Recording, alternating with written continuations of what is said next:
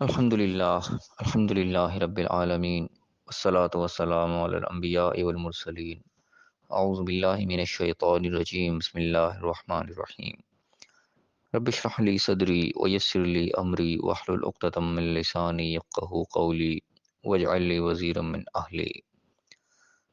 محترم سامعین، السلام علیکم ورحمۃ اللہ وبرکاتہ۔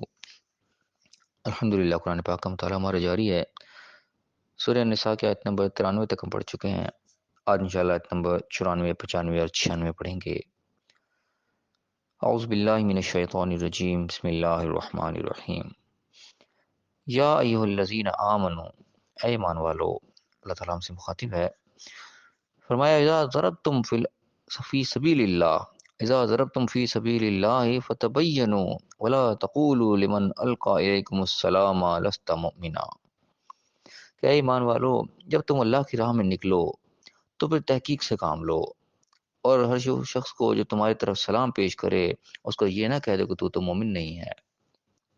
یہاں پہ ایک کنڈیشن اس قسم کی بتائی جا رہی ہے کہ جب مسلمان جہاد کے لیے نکلیں، اللہ کی راہ میں قتال کے لیے نکلیں، تو اس وقت ایک کنڈیشن ہوتی تھی، یعنی کہ سامنے جو کفار ہوتے تھے وہ بات اس طرح ہوتا تھا کہ اپنی جان بچانے کے لیے سلام پیش کر دیتے تھے۔ اس وقت یعنی کہ سلام کا لفظ ایک قسم کا ایک سمبل ہوتا تھا چیز کے مسلمان ہونے کی، خاص طور پر نشانی تصور کیا جاتا تھا کہ اس چیز کی دلیل ہوتی تھی کہ میں تمہارے سے امن میں ہوں، تم میرے سے امان میں ہو اور تم بھی مجھے امان میں رکھو، قسم کا اس طریقے سے رمان ہے تفاسیر میں لکھا ہے اس چیز کو کہ السلام علیکم ویسی سلامتی کا لفظ ہے۔ تو یعنی کہ جو بعض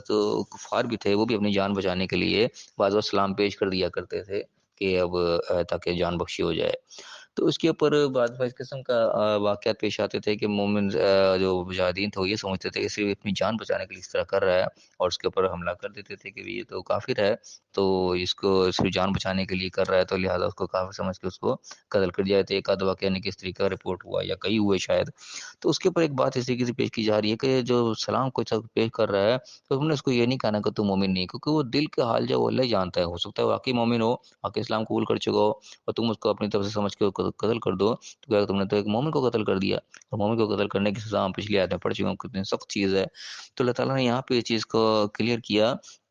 کہ جب تم اللہ کے راہ میں نکلے ہوئے ہو تو پھر تحقیق سے کام لو، ابھی اندازے کے اوپر نہ چلو۔ پھر اس نے سلام پیش کیا، تم نے اندازہ لگا نہیں یہ تو ویسے ہی کر رہا ہے، اور تم نے اس کو حملہ کر دیا، اس کے بعد اس کو مار کے اس کا مال غنیمت وغیرہ بھی سارا تمہیں مل گیا۔ تو یہ یعنی کہ بات اللہ تعالیٰ نے یہاں پہ اس کی گرفت کی ہے کہ ایسا کام تم نے نہیں کرنا کہ جب تو تمہارے طرف کوئی سلام پیش کر رہا ہے تم اس کو یہ کہہ دو کہ تو مومن نہیں ہے، اس کو تم قتل کر ڈالو، اس کو سارا مال شال بھی تم لے لو۔ تو اللہ کہہ رہا ہے کہ تب تغون عرض الحیات دنیا، کہ تم دنیا کے مال کے طلب کر رہے ہو کہ تمہیں اس کا مال مل جائے گا، تم اس کو قتل کر کے اس کا تمہارا مال غنیمت تم حاصل کر لو گے، ایسا کام ہرگز نہیں کرنا۔ فعند اللہ مغانم کثیرہ، کہ اللہ کے ہاں تو پھر بے شمار جو ہے وہ غنیمتیں، بے شمار مال دولت جو اللہ کی طرف سے ملے گا، وہ بہت بڑی چیز ہے۔ اللہ تعالیٰ میں یہاں سے روک رہا ہے، یہاں تم اپنے مال غنیمت کو اگر تم چھوڑ رہے ہو اللہ کے کہنے پہ تو اس کے بدلے میں تمہیں بہت کچھ مل جائے گا، یہ کام کرنے کی ضرورت نہیں ہے۔ یعنی اسی لیے کہا جاتا ہے کہ فتویٰ جو ظاہر پر لگتا ہے، دل کا حال اللہ جان رہا ہوتا ہے۔ جو ظاہر طور پہ وہ سلام پیش کر رہا ہے پھر تمہیں یہ کہنے کی اجازت نہیں ہے کہ تو مومن نہیں ہے اور تم اس کو مار ڈالو، ایسا کرنے کی قطعاً بھی اللہ نے اجازت نہیں دی یہاں پہ۔ اس کے ظاہر کے اوپر اس کا یقین کرنا ہوگا۔ جو اسلام پیش کیا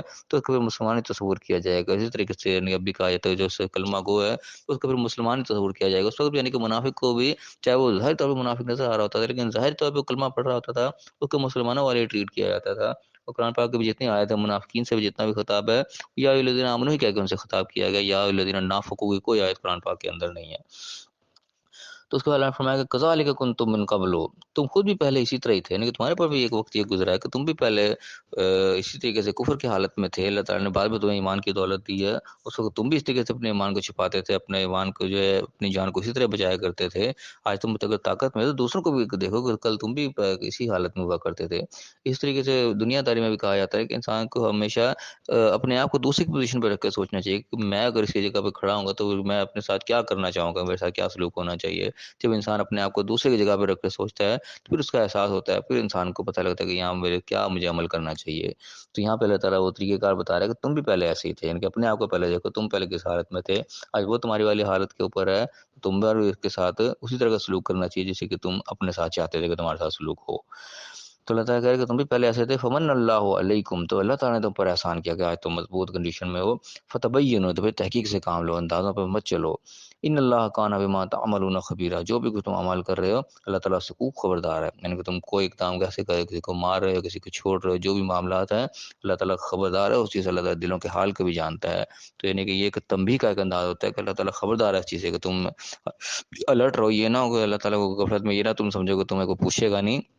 ایک ایک چیز تو تمہاری پوچھ ہوگی، گرفت ہوگی، اللہ تعالیٰ ہر چیز سے باخبر ہے۔ تو یہ الفاظ جو آخری ہوتے ہیں، اللہ تعالیٰ خبیر آ جاتا ہے، کہیں بصیر آ جاتا ہے، علیم آ جاتا ہے، مختلف الفاظ آتے ہیں کہ اللہ تعالیٰ خبردار ہے، اللہ دیکھنے والا ہے، اللہ جاننے والا ہے۔ یہ قسم کا ایک تنبیہ کا انداز ہوتا ہے کہ تم الرٹ رہ کے چلو، ایسے تم اندھا دھند نہ کام کرتے چلے جاؤ، تمہاری پوچھ بھی ہونی ہے اس کے اوپر۔ اگلا فرمایا کہ لا یستوی القاعدون من المؤمنین غیر اولی الضرر والمجاہدون فی سبیل اللہ باموالہم وانفسہم، کہ اللہ تعالیٰ نے کہا کہ جو لوگ بیٹھے ہوئے ہیں پیچھے، مومنین میں سے ہیں مومن لیکن بیٹھے ہوئے ہیں بغیر کسی تکلیف کے، ان کو کوئی تکلیف نہیں ہے، کوئی ضرر نہیں پہنچ رہا، اور وہ مجاہدین فی سبیل اللہ، جو اللہ کے راہ میں جہاد کر رہے ہیں، لڑ رہے ہیں، باموالہم وانفسہم، مال سے بھی اور جان سے بھی، دونوں چیزیں لے کے اللہ کے راہ میں میدان میں نکلے ہوئے ہیں، اور جو پیچھے بیٹھے ہوئے ہیں وہ اللہ کے ہم برابر نہیں ہیں۔ فضل اللہ المجاہدین باموالہم وانفسہم علی القاعدین درجہ، اللہ تعالیٰ نے ان مجاہدین کو جو کہ اپنے مال اور جان لے کے جہاد کر رہے ہیں، قتال کر رہے ہیں، ایک طرح کا مال بھی اور جان بھی، دونوں چیزیں حاضر ہے، قتال کی طرف اشارہ ہے یہاں پہ، وہ کر رہے ہیں القاعدین درجہ، جو بیٹھے ہیں ان کے اوپر ان کا ایک درجہ بلند ہے اللہ کے ہاں۔ اب یہاں پہ یہ یعنی کہ کنڈیشن ہم دیکھیں، اس میں یہاں پہ قائدین سے مراد وہ نہیں کہ جو جہاد سے پیچھے بیٹھے ہوئے ہیں، یعنی کہ جہاد سے بھاگے ہوئے ہیں، ان کی بات یہاں پہ نہیں ہو رہی ہے۔ یہاں پہ ہم اپنی فوج کو بھی اس وقت بھی دیکھیں، کنڈیشن مختلف لوگوں کی مختلف کنڈیشنز ہوتی ہیں، ایک وہ بیچارے فوجی ہیں جو میدان میں آگے فرنٹ سے جا کے لڑ رہے ہیں، جو ڈائریکٹ دشمن پر حملہ کر رہے ہیں، ڈائریکٹ دشمنوں کی گولیاں کھا رہے ہیں، ایک وہ ہیں، اور دوسرے کے پیچھے فوجی ہیں، کمانڈر ہیں، جو پیچھے ان کو لے کے چل رہے ہیں، وہ اسی والے کمروں میں چاہے بیٹھے ہوئے ہیں، وہ کیمروں میں بیٹھ کے سارے واچنگ کر رہے ہیں اور اس کے مطابق لوگوں کو گائیڈ لائن دے رہے ہیں۔ تو ایک وہ شخص ہے جس کو وہ تکلیف کوئی نہیں، وہ اپنے اسی والے کمرے میں سکون سے بیٹھ کے ٹی وی لگا کے دیکھ رہا ہے، LCD کے سامنے لگی ہوئی ہے، اور سارے جنگ کے میدان کو واچ کر رہا ہے، اس کے مطابق گائیڈ لائن دے رہا ہے، تم یہاں جاؤ، تم وہاں جاؤ، تم وہاں جاؤ۔ اس شخص کو تکلیف کوئی نہیں ہے، یہ لے کے سب کو چل رہا ہے، لیکن بیٹھا ہوا سکون سے، تکلیف کے اندر نہیں ہے۔ اور ایک وہ فوجی ہے جو میدان جنگ میں جا کے وہاں دھول مٹی گرد غبار بھوک پیاس ہر چیز برداشت کر رہا ہے، اور دشمن کے ڈائریکٹلی گولیاں کھا رہا ہے، اپنی جانیں دے رہے ہیں، ان کا درجہ ظاہر اللہ کے نزدیک برابر نہیں ہو سکتا، چاہے وہ ٹھیک ہے، اس کی ڈیوٹی پیچھے وہی تھی، وہ اس کی جگہ وہاں نہیں کرنا، جو پیچھے جو کمانڈ کرنے والے ہیں وہ ظاہر فرنٹ پہ جا کے نہیں لڑیں گے، ان کی ڈیوٹی وہاں کے اوپر ہی ہے، لیکن جو فرنٹ پہ جا کے اپنی جان دے رہا ہے، آخر وہ بھی تو انسان ہی ہے برابر کا، اس کے بھی گھر والے اس طرح ہی ہیں، اس کی بھی جان اتنی قیمتی جتنی اس کی قیمتی جان ہے، لیکن دونوں کے درجات میں اللہ کے نزدیک فرق ضرور ہے، جو آگے گیا ہے وہ اللہ کے نزدیک بہت بڑے درجے کے اوپر جائے گا، اس نے جا کے فرنٹ پہ اپنی جان دی ہے، اپنے بچوں کو پیچھے اس نے چھوڑا ہے، اپنے گھر والوں کو چھوڑا ہے، تکلیفیں اٹھائی ہیں، تو اس کا درجہ اللہ کے نزدیک برابر نہیں ہوگا۔ یہاں پہ اللہ تعالیٰ نے ان لوگوں کو حوصلہ دیا جو آگے جا کے لڑ رہے ہیں، ورنہ تو اگر دونوں چیزیں برابر ہی ہوں تو ان کے حوصلے پست ہو جائیں گے، اللہ ہمارا کیا قصور ہے، ہم اپنی جانیں بھی دے رہے ہیں، اپنے بچوں کو بھی یتیم کر رہے ہیں، اپنے گھر والوں کو بھی ہم بے سہارا کر رہے ہیں، اور درجہ ہمارا بھی وہی ہے، نہیں، اللہ کے نزدیک اس کے درجے میں ضرور فرق ہوگا۔ تو یہاں پہ اللہ تعالیٰ نے اس کے بعد بتایا وَكُلًّا وَعَدَ اللَّهُ الْحُسْنَى، اللہ نے سب کے ساتھ وعدہ اچھا ہی کیا ہے، یہاں پہ یہ نہ سمجھے کوئی پیچھے بیچارہ کمانڈ کر رہا ہے وہ اپنے ڈس ہارٹ ہو جائے گی، اللہ میں بھی تو اپنی ڈیوٹی نبھا رہا ہوں، تو تیرے نزدیک میرا درجہ کیوں کم ہو گیا، مجھے اس کو نہیں ملے گی، تو اللہ نے سب کے ساتھ حوصلہ دیا، وعدہ سب کے ساتھ اللہ نے اچھا کیا، سب کو اچھا ہی اجر ملے گا لگتا ہے اسے، لیکن جو آگے جا کے لڑ رہا ہے اس کا حق بنتا ہے کہ اس کا اجر زیادہ ہونا چاہیے، اس کی تکلیف اس سے زیادہ ہے، اس کے امتحان اس سے زیادہ سخت ہے، تو اس کو اجر بھی اللہ کے نزدیک زیادہ ملے گا، لیکن پیچھے رہنے والا بھی، وہ جو پیچھے سے کمانڈ کر رہا ہے وہ بھی دل چھوٹا نہ کرے، وہ بھی کوئی کم نہیں رہے گا، اللہ کو اس کی طرف سے بھی اچھا انعام و کرام کو ملے گا، لیکن اس کا ظاہر کا حق زیادہ بنتا ہے، اللہ اس کو زیادہ دے گا۔ یہ یہاں پہ بات چیت ہو رہی قسم کی۔ اب فرمایا گیا وفضل اللہ المجاہدین علی القاعدین اجرا عظیما، جو جہاد کرنے والے آگے فرنٹ والے ہیں اور جو پیچھے بیٹھ کے جا رہے ہیں ان کے اوپر اللہ کا بہت بڑا اجر ہوگا، یہ ان کا ظاہر ہے کہ حق بنتا ہے، جیسے جان لے کے آگے کھڑا ہو گیا ہے اور فرنٹ سے جا کے گولی کھا کے اللہ کے آگے جان دے رہا ہے، اس کا اجر اللہ کے نزدیک یقیناً بہت بڑا ہونا بھی چاہیے، اور اللہ نے اس کو اجر بہت بڑا رکھا ہے۔ اللہ فرمایا کہ درجات منہ مغفرت و رحمت، یہ اللہ کی طرف سے درجات ہیں اور مغفرت اور رحمت ہے، یہ اللہ کی چوائس ہے، اس میں کوئی کسی کو چھوٹ بڑائی کرنے کی ضرورت نہیں، کسی کو دل چھوٹا کرنے کی ضرورت نہیں ہے، اللہ تعالیٰ بالکل انصاف پر مبنی کام کرتا ہے، اللہ تعالیٰ کسی کے ساتھ ناانصافی نہیں کرتا، تو جو پیچھے والے ہیں اس کو اس کا پورا اس کا جو اجر ملے گا، وہ بھی راضی ہوگا اللہ سے، اور جو فرنٹ پہ جا کے کر رہا ہے اس کو یقیناً ایسا بڑا اجر ملے گا کہ اس کو خوشی ہوگی کہ ہاں اگر میں نے کام بڑا کیا، اب تکلیف اٹھائی ہے، تو اللہ نے مجھے انعام بھی پھر اتنا ہی بڑھا دیا جتنے کا میں حقدار تھا، اللہ نے میرے کوئی حق تلفی نہیں نہیں کی۔ تو اللہ تعالیٰ کسی کے ساتھ کوئی حق تلفی نہیں کرتا، اللہ تعالیٰ بالکل انصاف کرنے والا ہے، اس میں کوئی شک و شبے کی بات نہیں ہے۔ تو یہ بھی آیت یعنی کہ ان لوگوں کی حوصلہ افزا آیت ہے جو کہ اپنے جانوں کو پیش کر رہے ہیں ان گھر والوں کے لیے، جو اپنے گھر والوں کو، اپنے بچوں کو، اپنے بھائیوں کو، سب کو آگے بھیج دیں گے، جاؤ تم اللہ کی راہ میں لڑو جا کے۔ تو اللہ نے کہ خاص طور سے سمجھو کہ یہاں پہ تعریف کر دی، قابل ذکر ہیں وہ لوگ، قابل رشک ہیں وہ لوگ جن کی اللہ تعالیٰ قرآن میں تعریف کر رہا ہے، ان سے اچھے وعدے کی جو